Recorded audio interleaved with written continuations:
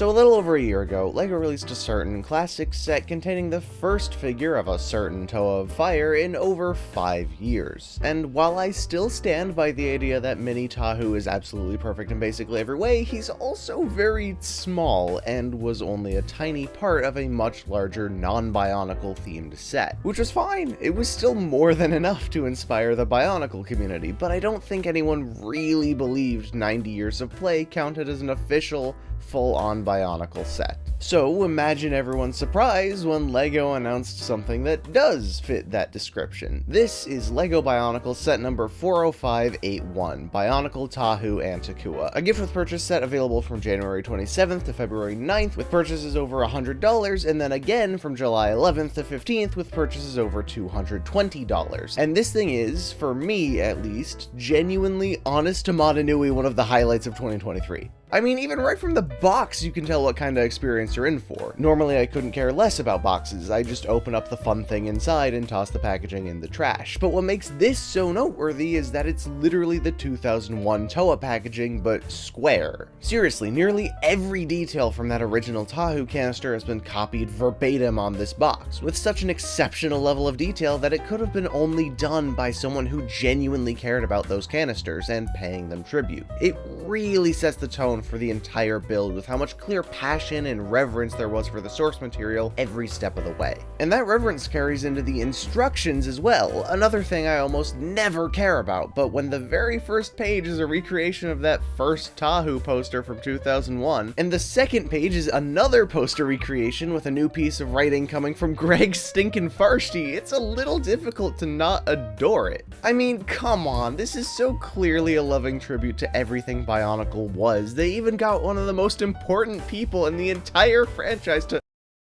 Did they spell his name wrong? Oh god, that's unfortunate. Like, I know full well it probably wasn't intentional, typos happen, but given that LEGO just laid the guy off last summer, and this is probably his last ever official work for them, it's a really unfortunate coincidence. Still, embarrassing typos aside, these first two pages are just so loaded with even more of that same love for Bionicle, and Greg brings his all with what he wrote. I know nowadays the fandom tends to view him more as some Toa of canon or whatever, but the guy is also just an insanely talented writer who knows how to make nearly every written word go so hard. Thanks for this, Greg. We all love you. Unfortunately, past the first two pages, there's not much to talk about here, very standard instructions. Still, the instructions provide for some really fun and shockingly creative building techniques. I had a blast making these things, and it makes the final result so much better. Let's start with the smallest of the builds, the Modanui and Makuta stones. So the thing about this very adorable little display piece is that it's not actually based on any of the toys. Instead, this thing is actually based on the exposition dump from the Modanui online game and Mask of Light. This isn't a toy, this is visualized lore that they've crammed into this set. That's so cool, and honestly, this does an incredible job of capturing how those stones looked, with Modanui being perfectly represented by this egg piece, although Sakota should probably get the credit for that idea, just saying, while the Makuta stone uses misaligned plates to represent just how jagged it is. This is insanely creative and visually conveys so much about the difference between these two characters without ever saying a word. Part of me does wish that these were printed, like maybe slap a face on the egg piece and a couple red eyes onto the plates, but come on, this is a gift with purchase. They weren't gonna pull a stunt like that for this minor of a side build. But while minor, it makes it incredibly clear this set isn't just supposed to be a tribute to that original Tahu set, it's just as much of a tribute to the ancillary media, insane lore, and overall franchise. And that feeling carries into the next build, Takua. I adore this thing. For starters, it's genuinely such an adorable and charming little build. The Matoran style has always been my favorite of all the different Matoran iterations we've gotten over the years, and this is such a loving and overwhelmingly endearing adaptation of that. It's such a faithful recreation of those oversized proportions while also adapting the details to make something more system-oriented. I love the use of ingot pieces for the torso. The build for the feet is just brilliant, and that mask is absolutely perfect. It captures the original design so well while still being incredibly simple. This is, of course, aided by that gorgeous print for the face, which is one of the only 2 printed pieces in the set.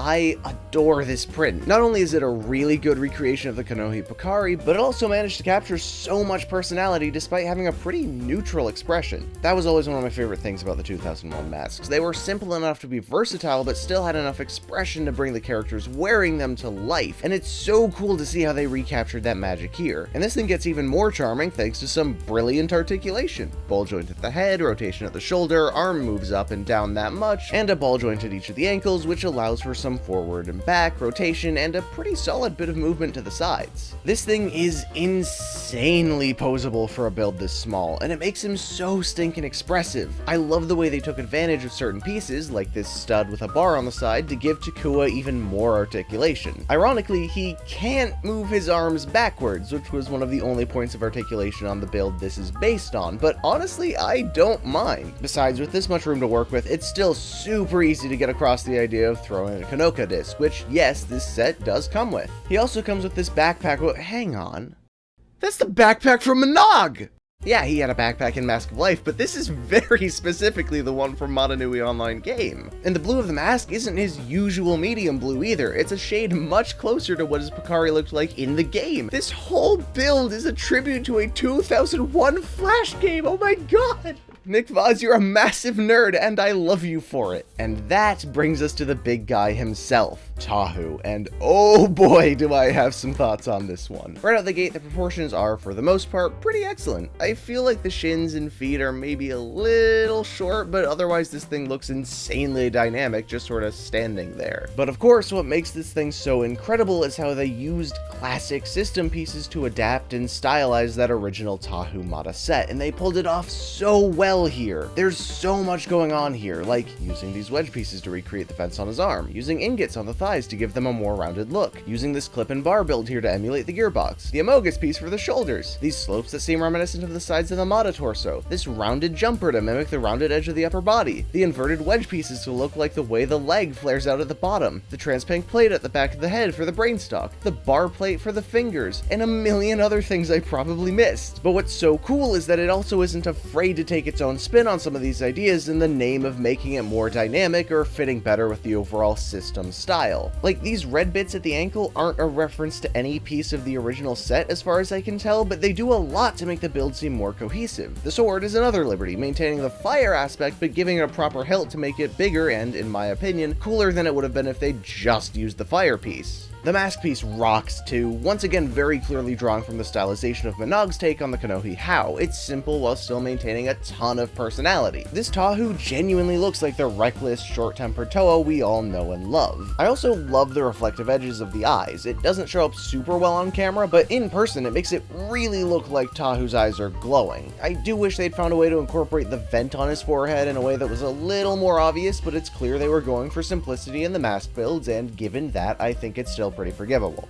Articulation's pretty great too. Ball joint in the head, which allows for full rotation up and down and side to side. Ball joint at each of the shoulders, allowing for full rotation and movement all the way up. Super deep elbow bend, but unfortunately no bicep swivel. Ironically, once again, one of the only pieces of articulation the original set did have. Ball joint at the midsection, which allows for a full rotation and arching back, but no forward crunch, unfortunately. Ball joint at the hips allows for the leg to move up, back, and out that far. Ball joint at the knee allows for a pretty deep bend and a facsimile of a thigh swivel, and that's it. Honestly, overall, I think this is some pretty stellar work, especially compared to other builds in a similar style, like the Super Robot. Like, sure, would it have been great to get a forward ab crunch or a bicep swivel? Yeah, duh. But it's not really essential, and what articulation this figure does have is pretty great. The only thing I think it's really missing is some kind of ankle tilt, mostly for stability, but to be honest, I kinda get why one wasn't included. I tried to redesign the legs to include one, but all I came up with made the legs feel way too disproportionate and too unstable. A disappointing sacrifice, but probably a necessary one. So that aside, articulation's great. If nothing else, it's still a massive step up from the honestly pretty limited movement of the original Toa Mata set, which is still a victory in my eyes. Heck, it can even do that iconic pose from that Toa Mata canister, which the original set couldn't.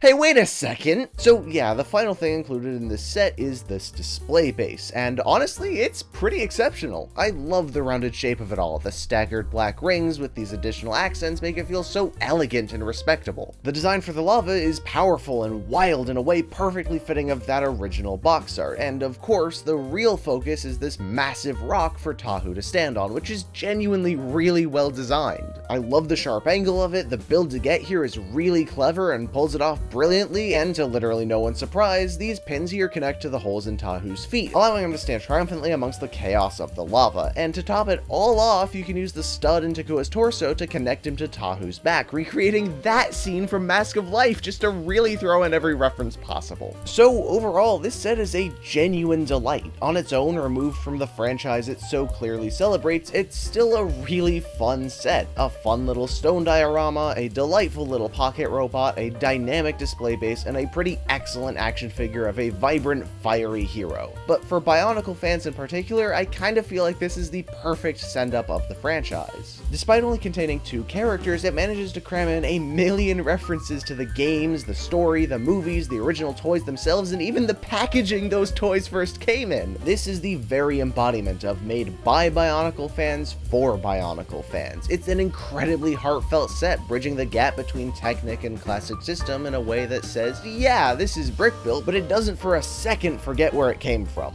If you're a fan of Bionicle, it's pretty much a guarantee that something about this set is bound to make you really happy, and that's awesome.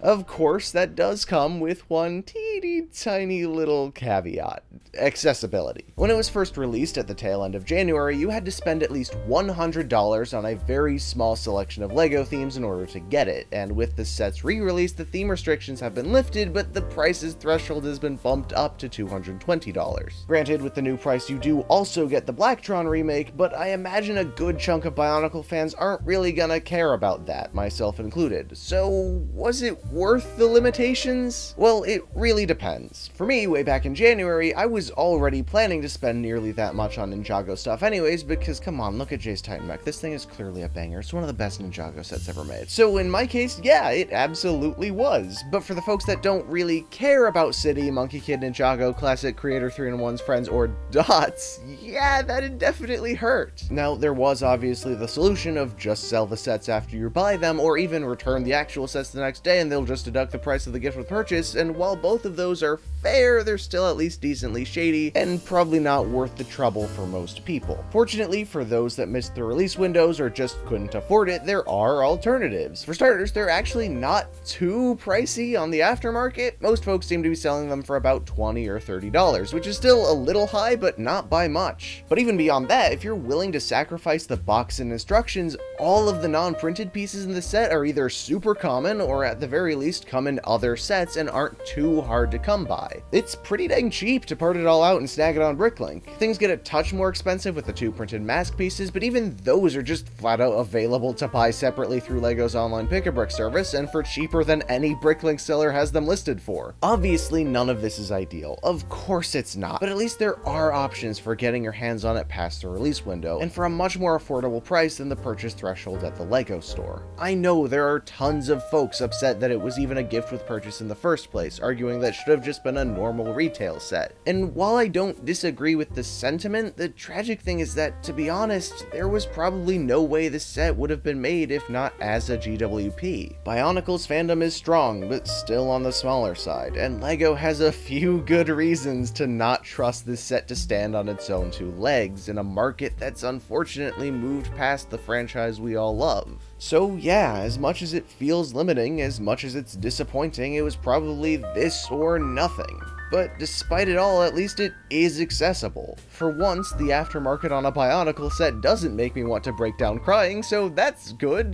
There are enough options for getting your hands on it, whether through eBay or Bricklink or Pick-a-Brick, that I can honestly and sincerely recommend this set for any Bionicle fan that hasn't had a chance to pick it up yet. Because pricing and whatnot aside, it's still a killer set, both on its own and especially as a tribute to this monolithic series, and for that, I give it the greatest of respect. effects. But here's where things get interesting. Last year, when I talked about Mini Tahu, I made a point of just how much this set had inspired fans to build other Bionicle characters in that style. The catch was, most of them weren't actually buildable in real life. Because of how simple the build was, each piece made up a massive percentage of the overall design, and when one or two of those pieces in particular happened to only come in a few select colors, well, we wind up with only half the Toamata being buildable in this style. Someday we'll get this piece in tan, medium blue, and dark bluish gray.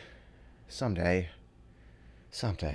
Fortunately, because these builds are so much more complex, with each piece making up a relatively smaller amount of the whole, and because the majority of those pieces are much more common anyways, we can actually build the entire team with this gift with purchase style. And so I present to you the GWP Toamata, which you've already seen if you follow the Twitter account. Right out the gate, I should probably mention, the masks were designed by MSW41 on Reddit, which are then printed out on sticker paper and slapped on these pieces. The designs here are pretty much perfect, but admittedly my sticker application is slightly less perfect. With that sorted, I figure we'll go in order of most compromises to least compromises, because while I am mostly proud of these builds, and they do still manage to maintain the GWP style pretty accurately, that doesn't mean every piece I needed came in every color I needed it in. And with that out of the way, let's start with my least favorite of the bunch, Liwa. To be honest, this build is born of compromise. Those curved inverted slopes for the back of the feet, those don't come in green, so here's some standard inverted slopes instead. The ingot piece for the thighs, nope, doesn't come in lime green, we're just using these grill pieces instead. The 2x4 inverted slope piece for the back doesn't come in the right color either, so the 1x4 variant will have to do, which does unfortunately mean Takua can't attach properly in the center anymore. The axe was a nightmare, with LEGO producing so few decent blades in any shade of green that this was genuinely the best I could do, and the round 2x2 jumper for the chest also doesn't come in green. This one in particular is especially frustrating because that rounded edge seems genuinely super important to the build, so my solution was to use this piece instead, but there's no way to attach that Technic ball to it, leaving me to use this BB-8 head in black. Man, if only LEGO had made a piece that had a one long axle attached to a stud so that you could slide it into the ball and connect it straight here. That would have been great, but no, they'd never do that, would they? Would they?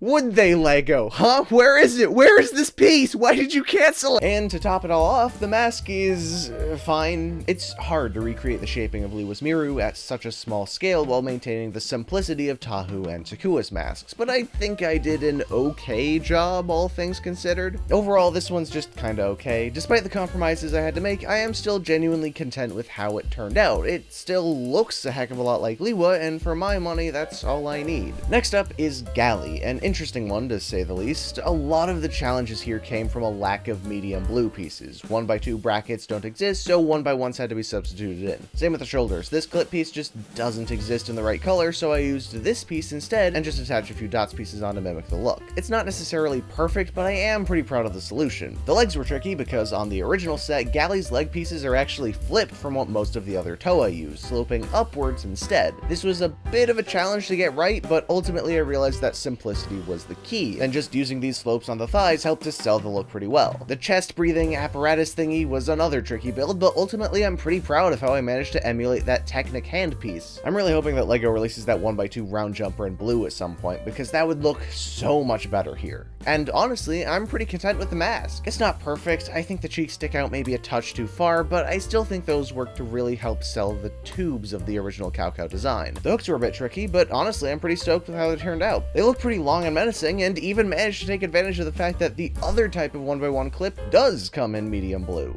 So yeah, on the whole, Gali has a few problems, but I'm still really dang happy with it. The design wasn't necessarily a challenge, but there were a few issues that definitely required some creative solutions, which I feel like I found. And then there's Kapaka, who honestly turned out pretty dang well. It's pretty much identical to the Tahu build. There really weren't a lot of compromises or changes I needed to make, but there are still a few things worth pointing out. The left arm was a bit tricky to get right, and while I originally wanted the shield to properly attach in his hand, it wound up being a lot more practical to just connect it to his forearm instead. The sword was another challenge. There aren't a ton of symmetrical LEGO sword pieces in general, and a grand total of none of them come in white. So the solution was just to use this white Technic helicopter blade, which isn't a perfect perfect match, but still works pretty dang well. And then there's the Konoha Kaku, which I'm both really proud of, yet really want to revise at some point. The goal here was to make it just as circular as the original mask, with the jawline of the Mata head poking through and all. That part was honestly pretty easy, but the real challenge came from the lenses of his right eye. I wound up using a similar technique to the mini Kapaka build I made last year, but in this scale, I don't know, it might be too big. Maybe it'd look better if it were centered. Hey LEGO, we need this piece in blue and white now, please and thank you. So yeah, on the whole, there's not a ton new to Kapaka, but he winds up still being pretty dang solid and very fun. Moving on to Anua, this build utilized a ton of what I'd learned so far and forced me to come up with even more new techniques. The legs are ripped straight from Gali, of course the Bakari just uses the same build as Takua's, and the claws were pretty simple to design at this scale. The tricky bit was the hunchback. How do you make this kind of build translate to a whole new system? Turns out it's just a bracket and a couple of slopes, apparently. I really wish this Mixel ball joint came in light bluish gray so I could swap them around for more head articulation, but otherwise I'm honestly super proud of this one. Pretty simple most of the way through, but the techniques used to get that ever important hunch worked out so much better than I'd hoped, so hooray to that. Which leaves us with none other than the best Toa Mata, my boy Pahatu. See, the funny thing is, I went into this kind of expecting this to be the hardest one to design. His entire shape is so wildly different from that of his brothers and sister. I kind of figured it'd be a nightmare to figure out, and especially at a time before I realized how few pieces came in green, this was the one I was dreading the most. But no, somehow it all went insanely smoothly, and I ran into quite literally no problems with it. Just flipped the torso around, got rid of that Technic ball, and used another bracket to connect the head to the top of the new torso. The additional greebling, like the shoulders or the pins in the legs, gave me some concern too, but nope, wound up working out fine. Just use those same Technic balls and some studs with holes in them for the pins. Even the shoes turned out super well. I'd fully assumed it'd be tricky to give them the same weight and gravitas as the other Toa's weapons, but no, turns out just using these slopes with the additional clip and ingot pieces was all it took. I'm super proud of Pahatu. I unironically think he turned out the best of any of these sets, which is both a relief and a surprise. And that, my friends, is the last of the Toa Mata. One brilliantly designed set from LEGO and exactly 5 additional sets from me. That makes all 6 Toa Mata done. That's it, all of them, all 6. Just 6, 1 from LEGO and 5 from me. Just the 5 from me, that makes 6. 6 Toa Mata.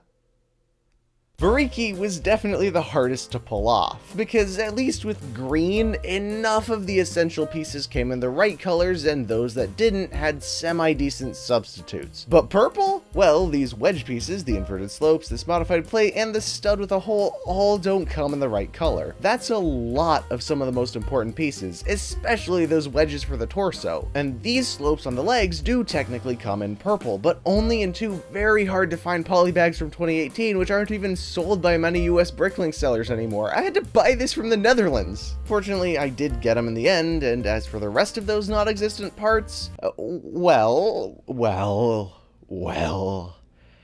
a boot Lego. I spent money on decently close color matches for boot Lego. I felt dirty doing it, but given that Variki's a fake toe anyways, it felt justified.